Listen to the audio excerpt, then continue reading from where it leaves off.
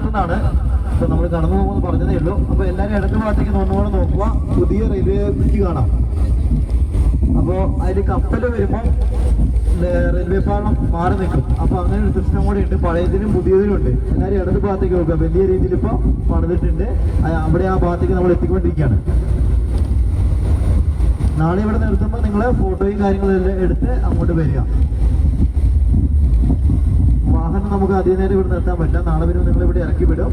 പിന്നെ നിങ്ങളെല്ലാം കണ്ടിട്ട് നല്ലൊരു വൈബാണ്. ഫോട്ടോ ഒക്കെ എടുത്ത് നല്ല കാറ്റും ക്ഷീണമൊന്നും ഉണ്ടാവില്ല. നടക്കുമ്പോൾ എല്ലാം നടന്നു വരും.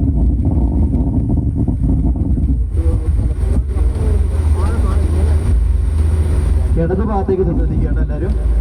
പഴയ പാലവും പുതിയ പാലം കാണാം റെയിൽവേ.